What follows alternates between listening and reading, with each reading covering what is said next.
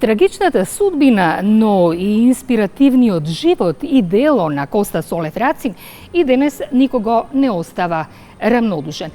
Во следниве минути еве го разговорот со еден од најеминентните истражувачи и афирматори на македонската народна култура и наследство, професор доктор Марко Китевски, токму за фасцинацијата на Коста Солев Рацин од она што значи македонска народна песна, македонска народна поезија, македонски обичаи, верувања и бесмртноста на македонскиот дух.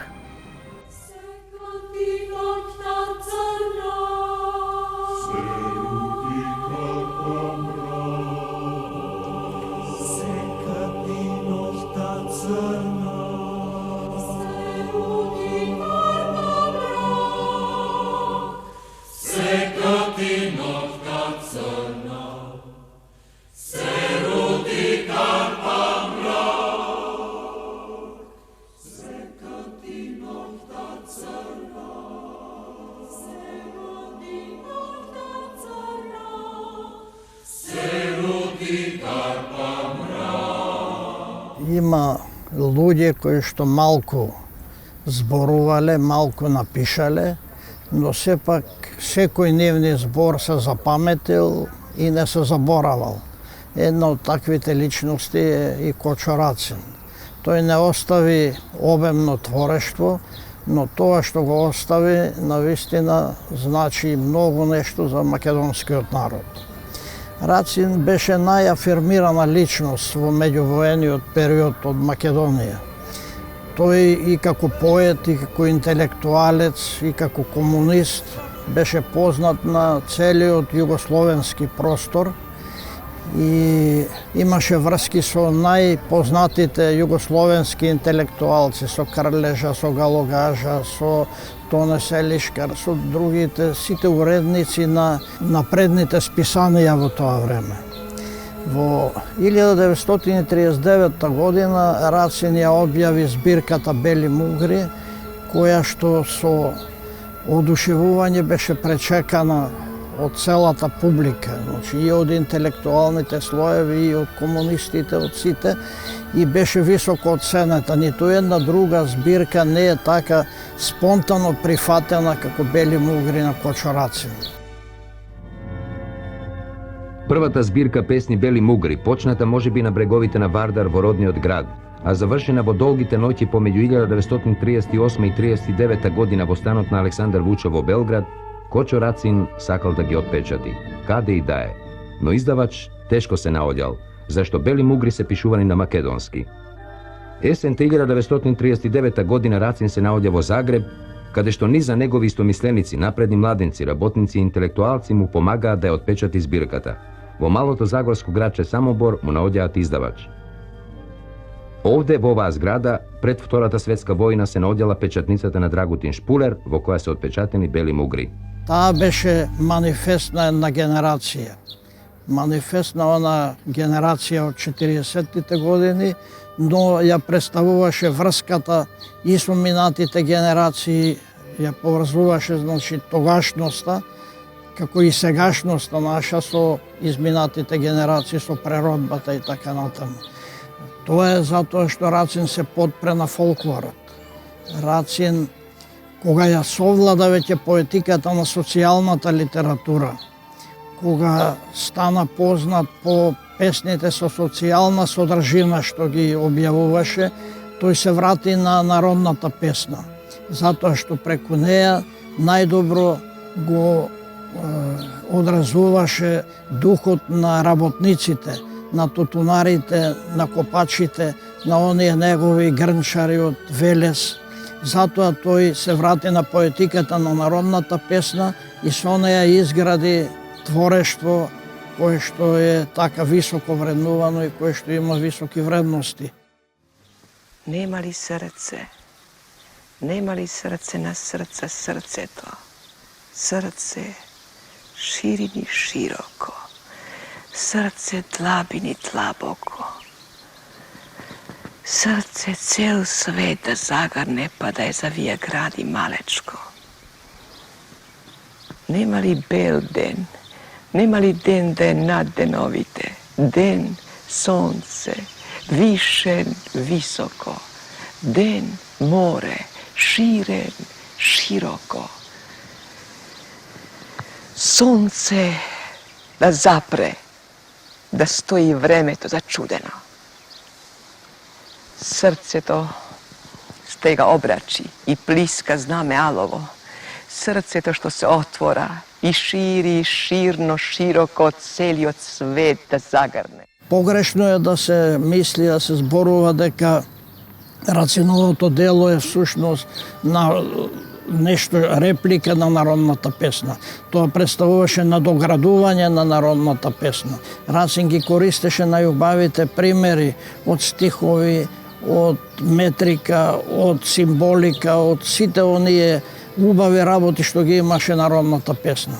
Тој беше и фолклористички образован, но и ги имаше читано најголемите, најзначајните зборници со македонски народни песни. Истражувањата покажаа дека од библиотеката ги позајмувал Миладиновци, Шапкарев, Верковиќ, Киселинов, Чешмеджиев и така натаму. Оние најзначајните збирки пред тоа објавени, ги читал, бележал зборови од нив, она што му изгледало интересно и што му било податливо за неговите песни подосна, и така создадена поезија блиска до народната, но сепак далеку уметнички модерна поезија.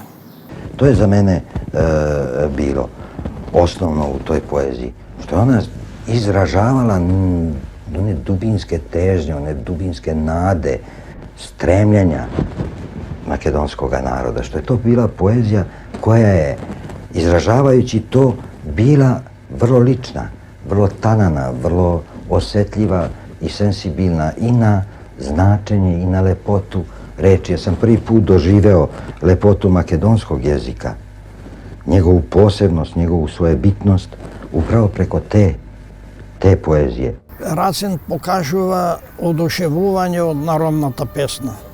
Тој вели дека еден добар познавач на народната песна може да ја расчлени од музички аспект, да ги открива нејзините вредности, но ние како слушатели кога ја слушаме, таа не стигнува до разумот, зашто директно удира во срцето од кој што излегла. Рацин уште вели дека сето она што во животот не можело слободно да се каже, сето она што морало да се премолчи, да се чува во душата, нашло одраз во народната песна. Затоа народната песна е толку убава и толку блиска до народот. Инаку кога велиме дека бил оформен фолклорист, мислиме на тоа дека тој ги познавал сите предходно поголеми фолклористи, дека ги читал и Кравцов и другите научници кои што пишувале за фолклорот, така што имал сознание од областа на фолклорот. Дело за тоа зборуваат и неговите текстови за богомилите, во кои што користи доста преданија, народни преданија за ова движење во Македонија. Така што таа мисла дека Рацин бил оформен фолклорист навистина држи. Поетот пее за ограбувањето на производителот на тутунот, монополските работници, исполичарите, за печалбарството во кое излез бараат пролетаризираните селани, пропаѓањето на занечиството. Од секој стих импресивно и доживеано извира тогашната стварност на нашиот народ. Од темни зори на утрини летни, до никоја доба на вечери зимни, тој гладно пие тагата наша и потта, и крвта, и снагата ни. Жолт, жолти прави лицата бледни, и жолта гостинка у градите носи.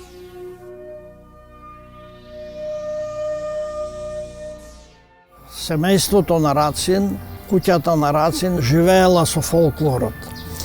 Професорот Душан Неделковиќ пишува во своите текстови за Рацин дека уште во 1925 година ја посетил куќата на Рацин на Солеви во Велес и слушнал дека, да речеме, дека мајка му на Рацин била позната песнопојка, дека дедо му бил свирач, исполнител на инструменти и пеач, што бил присутен на сите веселби во Велешкиот крај, дека и татко му на Рацин убаво раскажувал.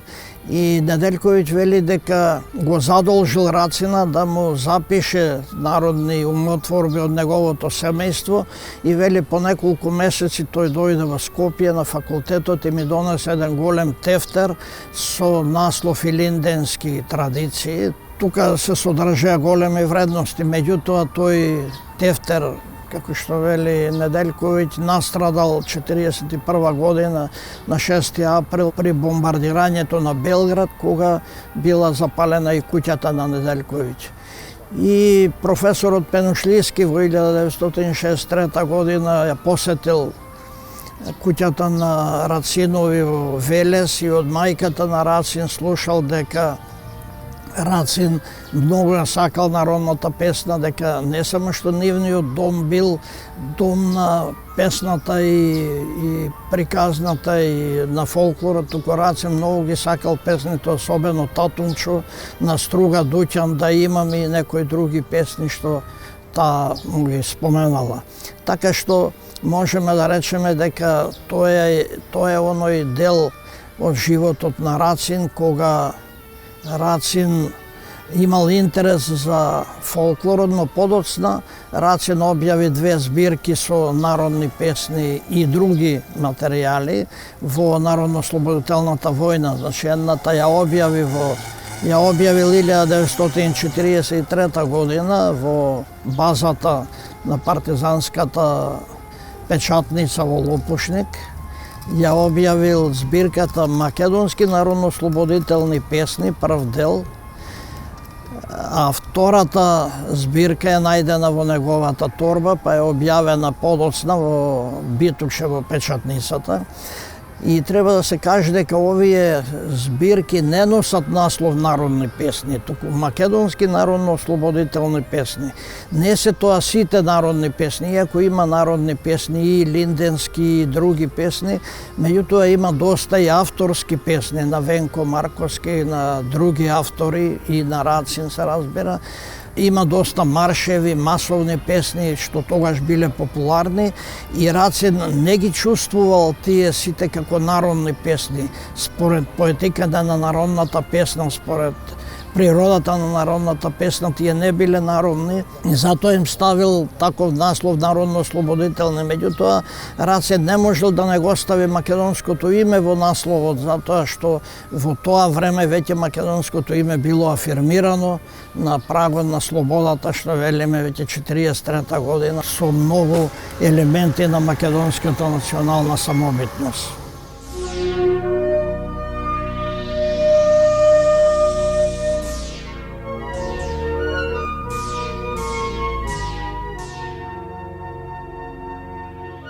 Се къти ноките црна, се рути карпа мрак.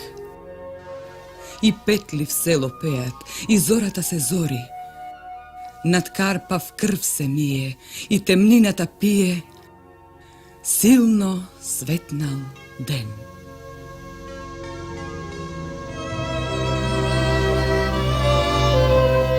Во песните кои што во основа го имал народното творештво е и песната Ленк, застапена и во збирката Бели мугри.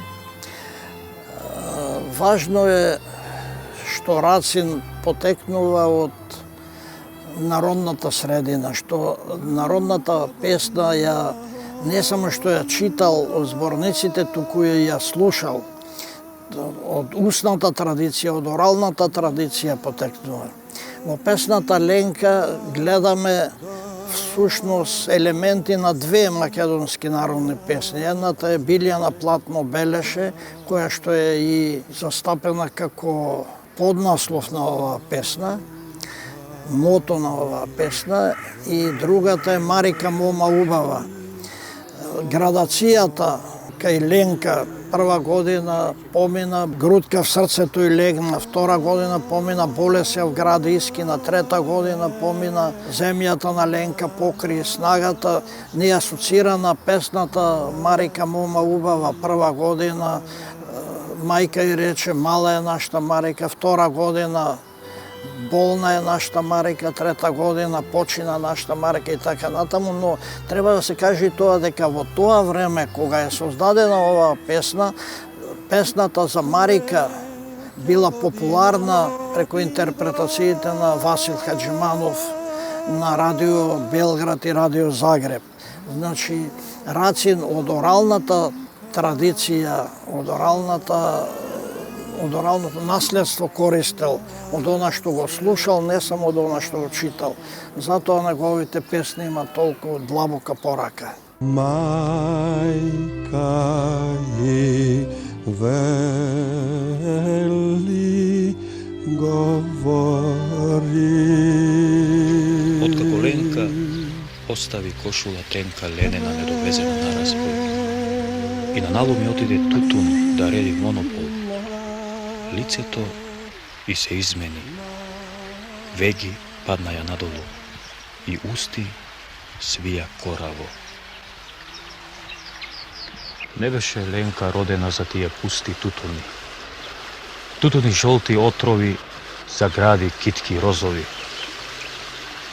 Прва година помина грудка в срцето и легна.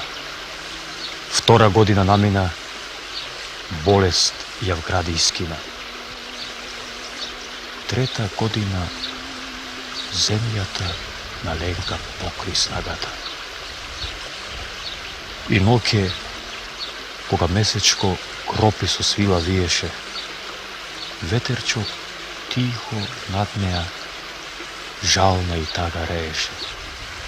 Зошто ми? Зошто остана кошула недоткаена? Кошула беше даровна. Во баладата на непознатиот Рацин, значи тоа е песна од Бели мугри. Рацин опева безсмисленоста на војните. Некој странски војник во Битола загинал и неговиот гроб стои осамен под некоја таму врба. И низ зборовите на тој војник, кој што вели зошто загинав јас, за чија слобода ја загинав некаде далеко од татковината.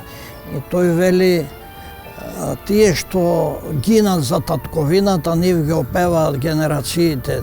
Нивната смрт е бесмртна, нивниот живот е бесмртен, но јас зашто загинав? Мојата смрт е кара смрт. Може тука некоја асоциација да се направи со смртта на Рацин, дека неговата смрт е кара смрт, бидејќи тој загина во несреќен случај од своите, од најдобрите другари во такви едни околности. Меѓутоа, Рацин ги ја опеваше во таа песна безсмисленоста на војните. Се гине безмилосно, без цел, особено во тој период на Балканските и Првата светска војна, кога македонскиот народ беше поделен, кога немаше идеал свој да учествува во тие војни, кога не беа негови тие војни, зашто други ги водеа на неговата територија, а тој преживуваше само трауми, само страдања. Му беше одземено материјалните добра, беа луѓето мобилизирани во туѓи војски, најчесто војуваа еден спроти друг македонци без да знаат зашто војуваат. Секогаш беа во првите редови ставани на туѓите војски за да гинат. И тоа беа тие војни кои што Рацин ги опеваше како безсмислени. Кој умрел за татковина и за човечки правдини, каде вас, братко, не гинел, со вас до векот живеел. Вие му песна пеете, вие го с песна жалите, така се сите раѓате и така си умирате. А тука, зошто паднав ја? Зошто ме куршум прониза? Zašto me zemlja pritisna? За кого лудо загинав? Тој беше интернационалец. Тој ја гледаше иднината на Македонија во некоја идна Европа. Пееше за страдањата на народот, но влеваше и оптимизам за некое подобро идно време. Неговата поезија произлегува од народниот живот, од народниот дух. Меѓутоа, таа е модерна поезија, бидејќи во тоа време Рацин беше веќе афирмиран поет на југословенски простори. Кога излегла неговата збирка Бели мугри, кога Рацин бил бойкотиран од партијата, во науката се пишува, но не е целосно расчистено, збирката Бели мугри била предмет на расправи. Да речеме, македонскиот кружок во Софија ја имал Вапцаров и другите, Митрев и другите членови, ја имале збирката и дискутирале за неја да се одржи посебна трибина. Но кога разбрале за бојкотот на Рацин, се поколебале, но рекле сепак ќе одржиме трибина, ако треба поезијата ќе ја браниме и од самиот поет. Но Рацин бил неправилно бойкотиран и тоа се видело подоцна и затоа бойкотот бил симнат, но многумина не знаеле дека бойкотот е симнат и натаму го бойкотирале, што за него представувало голема тежина, бидејќи тој бил чист во неговите идеали. Не ме колни, не ме жали, не ми нижи ни за клетви. Камен тежок живот ми е, а потежок одзив пусти по народни думи свети. Ако куќа не направив со високи шимшир порти, куќа цел свет братски ми е, братски срце што отвора, срце порта највисока, срце куќа најширока. Ако жена не донесов, ѓул трендафил водаја, верна, добра, млада љуба, не ме колни, не ме жали. Во борбата другарката сонце сјае, сонце трепти. Ако млади си години по друмишта, по патишта, в младост горка распосеав, погледни ми право во очи. Ти ли беше што пееше Ајдутин мајка не рани? И ако не умрам дома, туку кај што стии пиштат, в борба искри кај што лаштат, блазе речи на душата, има зошто душа да е.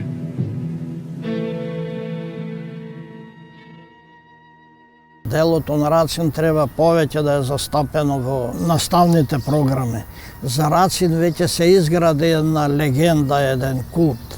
Меѓутоа, ми се чини дека не е доволно направено за Рацин се.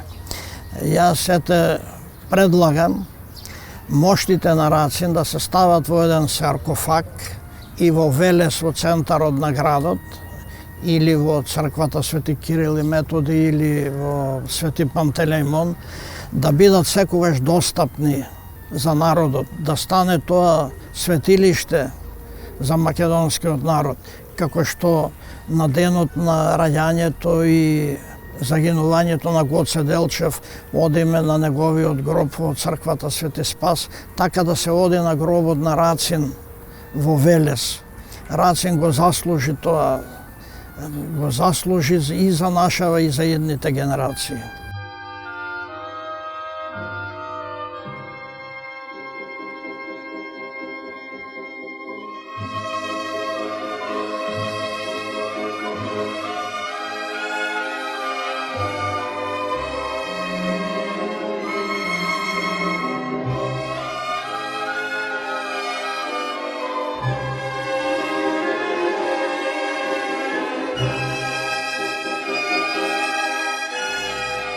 Рацин е пример за младите генерации како треба да се сака татковината, како треба да се сакаат вредностите на обичниот човек, на фолклорот, на другите елементи на татковината.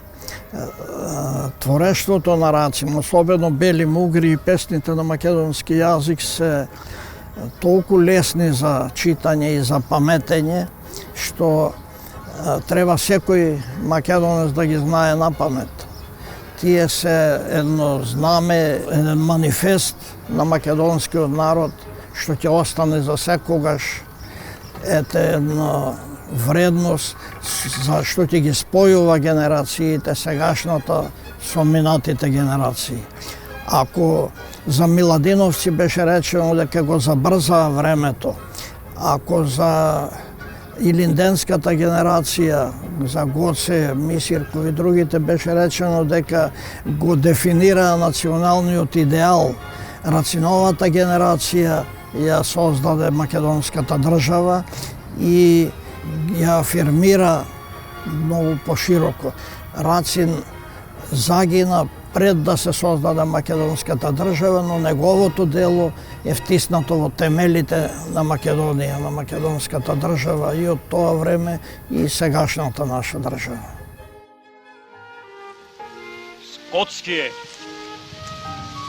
Скотски живот аргатски у темно сазидан. До скот сниско сме попритиснати на овај убав свет. Кој ни ги скрши белите крилца, крилца на галаби бели. Кој ни замати извори бистри, извори на души чисти.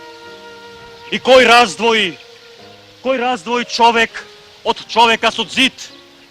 И кој направи човек на човека роб.